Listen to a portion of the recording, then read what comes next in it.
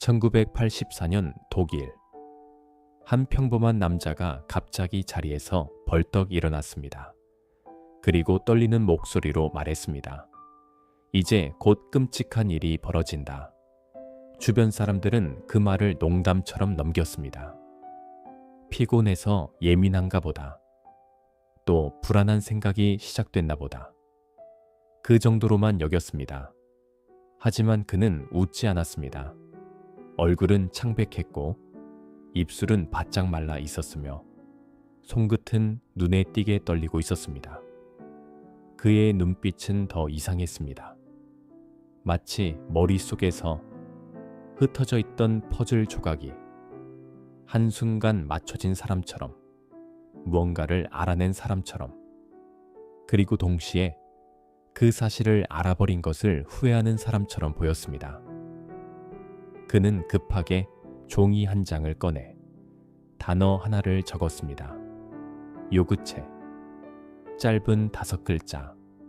하지만 그 단어는 수십 년 동안 사람들을 붙잡아 두게 됩니다. 몇 시간 뒤, 그 남자는 외딴 도로 위에서 심하게 다친 채 발견됩니다. 몸에는 옷이 거의 없었고 차량은 이상하게 파손되어 있었습니다.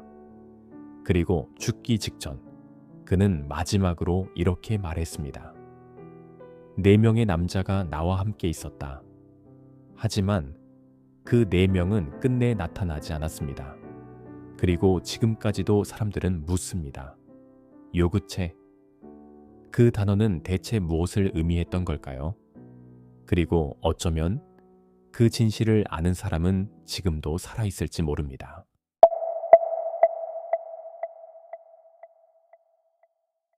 독일 북서부의 작은 마을.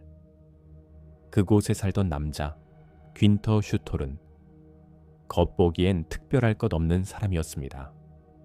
가정을 이루고 있었고 주변 사람들과 크게 다르지 않은 평범한 일상을 살아가고 있었습니다. 조용했고 눈에 띄는 문제를 일으킨 적도 거의 없었습니다. 누군가 기억하는 그는 평범하고 무난한 사람이었습니다. 하지만 사건이 벌어지기 전부터 가까운 사람들은 그의 변화를 느끼고 있었습니다. 그는 자주 불안해했습니다. 누군가 자신을 감시하고 있다는 말, 누군가 자신을 노리고 있다는 말, 누군가 언젠가 자신에게 큰일을 벌일 거라는 말. 처음 사람들은 그저 스트레스라고 생각했습니다. 직장 문제일 수도 있고, 경제적인 걱정일 수도 있고, 예민한 성격 탓일 수도 있다고 여겼습니다. 하지만 시간이 지날수록 그의 불안은 단순한 걱정처럼 보이지 않았습니다. 창밖을 오래 바라보는 일이 많아졌고, 낯선 차량이 집 앞을 지나가면 몸을 굳힌 채 끝까지 시선을 떼지 않았습니다. 전화벨이 울리면 받기 전부터 얼굴빛이 바뀌었습니다. 현관문 밖에서 작은 발소리만 나도 예민하게 반응했습니다. 누군가 문 앞에 서 있다고 착각하는 날도 있었다고 합니다. 그는 이미 보이지 않는 무언가에 쫓기고 있었습니다. 문제는 그 두려움이 실제로 존재하는 위협이었는지, 아니면 그의 머릿속에서 점점 커져가던 공포였는지 아무도 알 수 없었다는 점입니다. 그리고 사건 당일, 그는 평소보다 더 초조했습니다. 말수가 줄었고 몇 번이고 시계를 확인했으며 무언가를 기다리는 사람처럼 보였습니다. 마치 오늘 안에 무언가 벌어질 것을 알고 있는 사람처럼. 1984년 10월 25일 밤, 귄터는 집에서 아내와 조용한 저녁 시간을 보내고 있었습니다. 식탁 위에는 음식이 있었고 라디오에서는 익숙한 음악과 진행자의 목소리가 흘러나왔습니다. 겉보기엔 평범한 밤이었습니다. 하지만 귄터는 달랐습니다. 그는 거의 말을 하지 않았고 계속 생각에 잠긴 표정이었습니다. 허공을 바라보기도 했고 손가락으로 식탁을 두드리며 무언가를 계산하는 듯한 모습을 보이기도 했습니다. 아내가 말을 걸어도 대답이 늦었습니다. 듣고는 있었지만 다른 생각 속에 잠겨 있는 사람처럼 보였습니다. 그리고 갑자기 그가 자리에서 벌떡 일어났습니다. 눈을 크게 뜬 채 외쳤습니다. 이제 알겠어. 아내는 놀랐습니다. 무엇을 알았냐고 물었습니다. 무슨 뜻이냐고 다시 물었습니다. 하지만 그는 대답하지 않았습니다. 대신 주변을 급히 둘러보더니 종이와 펜을 찾았습니다. 그리고 떨리는 손으로 단어 하나를 적었습니다. 요구체. 짧고 이상한 철자였습니다. 독일어 단어도 아니었고 일상적으로 쓰는 표현도 아니었습니다. 누군가의 이름처럼 들리지도 않았습니다. 그런데 바로 그 순간 그는 의자 옆으로 쓰러졌습니다. 실신이었습니다. 아내는 놀라 달려갔고 이름을 부르며 흔들었습니다. 잠시 뒤 그는 다시 의식을 되찾았습니다. 숨은 거칠었고 얼굴은 더 창백해져 있었습니다. 왜 쓰러졌는지 묻자 그는 제대로 설명하지 못했습니다. 메모를 보여주며 이게 무슨 뜻이냐고 묻자 그는 대답 대신 구겨진 종이를 바라보기만 했습니다. 그리고 표정은 더 굳어 있었습니다. 마치 무언가를 알게 된 사람이 차라리 모르고 싶었다는 듯한 얼굴이었습니다. 의식을 회복한 뒤에도 귄터는 전혀 안정을 찾지 못했습니다. 그는 잠시 눈을 감고 숨을 고르려 했지만 곧 다시 자리에서 일어나 집안을 서성이기 시작했습니다. 거실을 몇 바퀴씩 돌았고 창문 앞으로 갔다가 돌아왔습니다. 커튼을 살짝 걷어 바깥을 확인하기도 했습니다. 누군가 오는지 살피는 사람처럼 보였습니다. 아내는 그를 진정시키려 했습니다. 오늘은 그냥 쉬자고 말했습니다. 무슨 일인지 말해달라고 했습니다. 하지만 그는 제대로 답하지 않았습니다. 대답 대신 짧은 숨만 내쉬었습니다. 그리고 갑자기 외투를 챙기더니 아내에게 짧게 말했습니다. 잠깐 다녀올게. 어디로 가는지 말하지 않았습니다. 누구를 만나러 가는지도 말하지 않았습니다. 무엇을 하러 가는지도 말하지 않았습니다. 그는 그대로 채올라 어두운 밤길로 사라졌습니다. 그 모습은 단순히 바람을 쐬러 나가는 사람처럼 보이지 않았습니다. 무언가를 확인하러 가는 사람, 혹은 더 늦기 전에 해결해야 할 일이 있는 사람처럼 보였습니다. 하지만 그는 곧바로 사고 현장으로 향한 것이 아니었습니다. 그가 들른 곳은 평소 자주 찾던 단골 술집 파파가이였습니다. 늦은 시간까지 불이 켜져 있던 그곳은 익숙한 사람들이 드나들던 장소였습니다. 그는 안으로 들어와 맥주 한 잔을 주문했습니다. 주변 사람들은 그날의 귄터를 또렷하게 기억합니다. 그는 몹시 불안해 보였습니다. 앉아는 있었지만 전혀 편안한 모습이 아니었습니다. 등은 굳어 있었고 시선은 한 곳에 머물지 않았습니다. 문 쪽을 바라봤다가 창문을 봤다가 주변 사람들의 얼굴을 훑어보기도 했습니다. 마치 누군가를 기다리거나 누군가를 경계하는 사람처럼 보였습니다. 맥주잔이 그의 앞에 놓였습니다. 하지만 그는 그 잔을 바라보기만 했습니다. 손은 잔 가까이 갔지만 끝내 들지 않았습니다. 한 모금도 마시지 못했습니다. 그리고 다음 순간 그는 그대로 바닥으로 쓰러졌습니다. 의자가 넘어졌고 가게 안은 순식간에 소란스러워졌습니다. 사람들이 달려왔고 이름을 부르며 그를 흔들었습니다. 누군가는 의사를 부르자고 했고 누군가는 물을 가져왔습니다. 잠시 뒤 그는 다시 정신을 차렸습니다. 그런데 사람들은 곧바로 또 다른 이상함을 발견합니다. 그의 얼굴이 피범벅 상태였기 때문입니다. 코와 입 주변에는 피가 묻어 있었고 얼굴 곳곳엔 상처 흔적까지 보였습니다. 어디에 부딪힌 것인지, 언제 다친 것인지, 왜 그렇게 된 것인지 아무도 정확히 설명하지 못했습니다. 누군가는 넘어지며 다쳤다고 했고, 누군가는 이미 들어올 때부터 상태가 이상했다고 말했습니다. 하지만 더 이상했던 것은 그의 반응이었습니다. 당시 그를 본 사람들은 그가 통증조차 느끼지 못하는 사람처럼 보였다고 말했습니다. 피를 흘리고 있었지만 고통을 호소하지 않았습니다. 상처를 확인하지도 않았습니다. 놀라지도 않았습니다. 오히려 다른 무언가에 정신이 완전히 쏠려 있는 듯 했습니다. 마치 몸보다 머릿속에서 더 큰 일이 벌어지고 있는 사람처럼. 그리고 그는 주변의 만류도 듣지 않았습니다. 괜찮냐는 질문에도 답하지 않았고, 병원에 가자는 말도 거절했습니다. 그는 아무 설명도 하지 않은 채 급하게 술집을 나갔습니다. 문을 열고 나가는 걸음은 비틀거렸지만 멈추지 않았습니다. 마치 무언가에 쫓기듯, 마치 누군가보다 먼저 어딘가에 도착해야 하는 사람처럼. 그리고 몇 시간 뒤, 그는 외딴 도로 위에서 발견됩니다. 1984년 10월 26일 새벽, 독일의 한 외딴 도로에서 심하게 파손된 차량 한 대가 발견됩니다.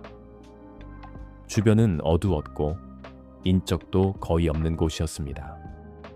사고가 났다면 누군가 도움을 청하기도 쉽지 않은 장소였습니다. 차량은 도로 가장자리에 멈춰 있었고 강한 충격을 받은 흔적이 남아 있었습니다. 그리고 차 안에는 귄터 슈톨이 있었습니다. 하지만 그의 상태는 누구도 쉽게 이해할 수 없는 모습이었습니다. 그는 운전석이 아닌 조수석에 앉아 있었습니다. 보통 교통사고라면 운전자는 운전석에서 발견되는 것이 자연스럽습니다. 차량이 멈춘 뒤 충격으로 몸이 이동했다 해도 조수석에 앉은 자세로 발견되는 것은 매우 이례적인 일이었습니다. 오히려 그 장면은 이상할 만큼 자연스러워 보였습니다. 그는 운전자가 아니라 손님처럼 앉아 있었습니다. 마치 누군가가 그를 대신해 운전해 주고 있었던 것처럼. 마치 그 차 안에 처음부터 다른 사람이 함께 있었던 것처럼. 그리고 더 이상했던 점, 그의 몸에는 옷이 전혀 없었습니다. 상의와 하의는 물론 신발과 양말까지 모두 벗겨진 상태였습니다. 새벽의 도로 위, 심하게 파손된 차량 안, 조수석에 앉아있는 알몸의 남자. 이 장면은 단순 사고라는 설명만으로는 납득하기 어려웠습니다. 왜 그는 스스로 옷을 벗었을까요? 왜 운전석이 아닌 조수석에 있었을까요? 누군가 사고 후 그를 조수석으로 옮긴 걸까요? 누군가 증거를 없애기 위해 옷을 벗긴 걸까요? 혹은 그 이전에 이미 다른 장소에서 무슨 일이 있었던 걸까요? 차량, 손상 상태 역시 깔끔하게 설명되지 않았습니다. 혼자 운전하다 미끄러진 사고인지, 다른 차량과 충돌한 것인지, 누군가 일부러 들이받은 것인지, 사고 후 누군가 현장을 건드린 것인지, 당시 조사만으로는 명확한 결론을 내리지 못했습니다. 더 놀라운 것은 그가 아직 살아 있었다는 점입니다. 심하게 다친 상태였지만 의식은 남아 있었습니다. 그리고 그는 사건 전체를 뒤흔드는 말을 남깁니다. 구조대와 경찰이 다가오자 귄터 슈톨은 힘겹게 입을 열었습니다. 숨이 끊어지기 직전 그는 짧지만 분명한 말을 남깁니다. 4명의 남자가 나와 함께 있었다. 그 말은 현장에 있던 사람들에게 강한 충격을 주었습니다. 4명, 즉 그는 혼자가 아니었다는 뜻입니다. 그날 밤 그의 차 안에는 다른 사람들이 있었다는 이야기입니다. 그들은 친구였을까요? 우연히 태워준 사람들이었을까요? 아니면 그가 오랫동안 두려워하던 사람들이었을까요? 그리고 더 큰 의문은 이것입니다. 왜 그 4명은 그를 그 자리에 두고 사라졌을까요? 그가 살아 있었다면 도움을 부를 수도 있었습니다. 경찰에 신고할 수도 있었습니다. 하지만 아무도 신고하지 않았습니다. 아무도 현장에 남지 않았습니다. 그리고 이 진술을 더 무섭게 만드는 증언이 하나 있습니다. 사고 현장을 가장 먼저 목격한 사람들은 트럭 운전사 2명이었습니다. 그들은 사고 현장 근처에서 흰색 재킷을 입은 낯선 남자 1명이 주변을 서성이고 있었다고 말했습니다. 그 남자는 누구였을까요? 우연히 지나가던 사람이었을까요? 사고를 목격한 행인이었을까요? 아니면 귄터가 말한 4명 중 1명이었을까요? 만약 그렇다면 그날 밤 그 자리에 누군가 있었던 것은 사실이 됩니다. 그리고 나머지 3명은 어디로 사라진 걸까요? 그 흰색 재킷의 남자는 왜 경찰이 오기 전 사라졌을까요? 왜 다친 사람을 돕지 않았을까요? 왜 이름조차 남기지 않았을까요? 경찰은 주변 인물들을 조사했습니다. 가족, 친구, 지인, 그가 최근 만났던 사람들까지 살폈습니다. 하지만 그날 밤 그와 함께 있었다는 4명의 남자는 끝내 나타나지 않았습니다. 존재했는지조차 불분명한 사람들. 그리고 귄터 슈톨은 그 말을 마지막으로 숨을 거둡니다. 사건 이후 사람들의 관심은 한 장의 메모로 향했습니다. 요그체. 귄터 슈톨이 죽기 직전 남긴 단어. 짧은 5글자. 하지만 그 5글자는 수십 년 동안 사람들을 붙잡아 두었습니다. 그는 왜 하필 그 단어를 적었을까요? 왜 다른 설명은 남기지 않았을까요? 왜 누군가의 이름도 장소도 도움을 요청하는 문장도 남기지 않았을까요? 그리고 무엇보다 왜 그 단어를 적은 직후 쓰러졌을까요? 지금까지도 수많은 사람들이 이 단어의 의미를 추적하고 있습니다. 첫 번째 가설은 지역 코드 혹은 차량 번호판이라는 주장입니다. 독일에서는 지역마다 차량 번호판 앞 글자가 다릅니다. 특정 도시를 뜻하는 문자 조합이 존재합니다. 그래서 일부 사람들은 말합니다. 요그체는 장소를 뜻하는 단서였을 수 있다고. 그가 누군가를 만나러 가야 했던 장소, 혹은 이미 다녀온 장소, 혹은 범인이 향한 곳. 만약 이것이 장소였다면 그는 마지막 순간 진실이 있는 방향을 남기려 했던 것일 수도 있습니다. 또 다른 사람들은 차량 번호판 일부였을 수 있다고 말합니다. 그날 밤 자신을 뒤쫓던 차량, 혹은 자신을 태우고 이동한 차량, 마지막으로 기억해낸 문자 조합을 급히 적었다는 것입니다. 그러나 문제는 정확히 일치하는 지역 코드도 확실히 특정되는 차량 번호판도 끝내 발견되지 않았다는 점입니다. 그래서 이 가설은 그럴듯하지만 결정적이지는 않습니다. 두 번째 가설은 사람 이름 혹은 조직 암호명이라는 주장입니다. 귄터는 사건 전부터 누군가 자신을 노리고 있다고 말해왔습니다. 그렇다면 그가 남긴 단어는 자신을 위협하던 사람의 이름일 수도 있습니다. 혹은 특정 조직 내부에서만 쓰는 암호명일 수도 있습니다. 누군가의 별명, 집단의 약칭, 거래명, 작전명, 이런 식으로 해석하는 사람들도 있습니다. 만약 그렇다면 그는 죽기 직전 범인의 정체를 남기려 했던 것입니다. 그러나 이를 입증할 자료는 없습니다. 수사 기록 어디에도 요구체와 연결되는 인물은 나오지 않았습니다. 그래서 이 가설은 오랫동안 반복되지만 항상 추측 단계에 머무릅니다. 세 번째 가설은 기술 코드 혹은 화학물질 코드라는 주장입니다. 이 가설이 주목받는 이유는 귄터 슈톨의 직업 때문입니다. 그는 식품공학기술 관련 일을 했던 사람으로 알려져 있습니다. 즉, 일반인보다 공정번호, 재료코드, 생산표기, 기계 용어에 익숙했을 가능성이 높습니다. 그래서 일부 사람들은 말합니다. 요구체는 단어가 아니라 그가 업무 중 자주 보던 코드였을 수 있다고. 예를 들어 어떤 물질 번호, 어떤 장비 부품명, 어떤 생산 라인의 표기, 혹은 특정 기술 문서 속 약자.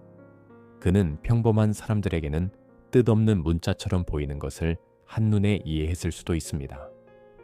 그리고 죽기 직전 그 코드가 떠올랐다는 것입니다. 이 가설이 흥미로운 이유는 그가 갑자기 외친 말 때문입니다. 이제 알겠어. 즉, 이전에는 연결되지 않던 무언가가 순간적으로 이어졌다는 뜻입니다. 코드와 현실 사건이 머릿속에서 맞물렸을 가능성. 그래서 일부 사람들은 그가 직업적으로 알고 있던 정보가 자신의 위협과 연결된 순간, 요구체를 적었다고 해석합니다. 네 번째 가설은 잘못 읽힌 문자설입니다. 많은 사람들은 우리가 지금 알고 있는 요구체라는 단어 자체가 처음부터 정확하지 않을 수 있다고 말합니다. 그는 급하게 적었습니다. 손은 떨리고 있었고 심리 상태도 극도로 불안했습니다. 그렇다면 글씨는 정확하지 않았을 가능성이 큽니다. 요구체가 아니라 요, 육, 티, 체 혹은 전혀 다른 조합, 비슷하게 보이는 다른 글자를 후대 사람들이 잘못 읽었을 수도 있다는 것입니다. 만약 그렇다면 우리는 수십 년 동안 잘못 해독된 단어를 추적하고 있는 셈입니다. 이 가설은 무섭습니다. 왜냐하면 사건의 핵심 단서가 처음부터 틀렸다면 모든 추리가 처음부터 다른 방향으로 흘러갔다는 뜻이기 때문입니다. 다섯 번째 가설은 라디오 신호설입니다. 그날 밤 귄터는 집에서 라디오를 듣고 있었습니다. 그리고 얼마 지나지 않아 갑자기 외쳤습니다. 이제 알겠어. 이 장면 때문에 많은 사람들이 의문을 가집니다. 그는 무엇을 듣고 무엇을 깨달은 걸까요? 당시 유럽에는 국가별, 지역별, 방송국별, 호출부호가 존재했습니다. 특정 문자 조합은 일반 사람에게는 의미 없는 잡음처럼 들리지만 누군가에게는 명확한 신호일 수도 있습니다. 그래서 일부는 말합니다. 그가 라디오에서 들은 어떤 호출부호를 급히 적은 것 아니냐고, 혹은 암호 방송처럼 들린 문장을 기억나는 대로 적은 것 아니냐고. 직접적인 증거는 없습니다. 하지만 사건 당시 그가 라디오를 듣고 있었다는 사실, 그리고 직후 태도가 급변했다는 점 때문에 지금도 이 가설은 꾸준히 언급됩니다. 여섯 번째 가설은 죽기 전 마지막 경고라는 해석입니다. 이 가설은 많은 사람들에게 가장 강하게 남습니다. 그는 누군가의 이름을 남기려 했습니다. 혹은 장소를 남기려 했습니다. 혹은 자신이 알아낸 진실을 남기려 했습니다. 하지만 시간이 없었습니다. 두려움은 컸고 몸 상태는 무너지고 있었고 정확한 문장을 쓸 여유가 없었습니다. 그래서 단어 하나만 남겼다는 것입니다. 요구체. 이 5글자 안에 이름, 장소, 사건, 위협, 모든 것이 압축되어 있다는 해석입니다. 그래서 일부 사람들은 말합니다. 그것은 단어가 아니라 마지막 구조 요청이었다고. 7번째 가설은 아무 의미 없는 낙서였다는 주장입니다. 그는 극심한 정신적 혼란 상태였고 망상과 공포 속에서 무의미한 글자를 적었다는 설명입니다. 가장 단순하고 현실적인 해석입니다. 하지만 많은 사람들은 쉽게 동의하지 못합니다. 왜냐하면 그는 먼저 외쳤기 때문입니다. 이제야 알겠어. 이 말은 무언가를 깨달았다는 뜻처럼 들립니다. 그리고 곧바로 단어를 적었습니다. 그 장면은 너무 선명합니다. 무언가를 이해한 사람이 아무 의미 없는 낙서를 남겼다고 보기엔 너무 극적입니다. 그래서 사람들은 이 설명만으로는 만족하지 못합니다. 결국 요구체는 하나의 단어가 아니라 미해결 사건 그 자체가 되었습니다. 정답이 없기에 사람들은 계속 질문합니다. 그날 밤 귄터 슈톨은 대체 무엇을 알아낸 걸까요? 경찰은 사건을 조사했지만 명확한 결론을 내리지 못했습니다. 그래서 지금까지도 여러 시나리오가 남아 있습니다. 첫 번째는 정신적 불안 속 단독 사고입니다. 그가 극심한 스트레스와 불안 속에서 스스로 사고를 냈다는 설명입니다. 현실적인 해석처럼 보입니다. 하지만 설명되지 않는 부분이 남습니다. 왜 그는 조수석에 있었을까요? 왜 옷과 신발까지 벗겨져 있었을까요? 왜 4명의 남자를 말했을까요? 단순 사고라기엔 남는 질문이 너무 많습니다. 두 번째는 범죄 연루 가설입니다. 그가 누군가와 갈등을 겪었고 그 결과 사건이 사고처럼 꾸며졌다는 주장입니다. 그가 반복적으로 두려움을 말했던 점, 현장에 다른 사람이 있었을 가능성, 흰색 재킷의 남자 목격담은 이 가설을 더 강하게 만듭니다. 하지만 직접 증거는 없습니다. 만약 거래가 틀어졌다면 그 밤은 사고가 아니라 철이었을 수도 있습니다. 세 번째는 무언가를 알아버린 남자 가설입니다. 많은 사람들이 가장 소름 돋는 가설로 꼽습니다. 그는 사건 당일 퍼즐이 맞춰지는 순간을 맞았습니다. 이제야 알겠어. 그리고 급히 적은 단어, 요구체. 몇 시간 뒤 그는 도로 위에서 발견됩니다. 너무 많은 장면들이 하나의 선처럼 이어집니다. 그 깨달음은 몇 시간 안에 그의 죽음으로 이어졌습니다. 우연이라고 보기엔 너무 정확한 밤이었습니다. 네 번째는 현장 조작 가설입니다. 사고는 실제로 있었지만 누군가 그 이후 현장을 정리했다는 주장입니다. 그를 운전석이 아닌 조수석에 앉히고 옷과 신발을 벗기고 사건의 흐름을 혼란스럽게 만들어 수사를 어렵게 만들었다는 것입니다. 이 가설은 조수석 상태와 알몸 상태를 어느 정도 설명합니다.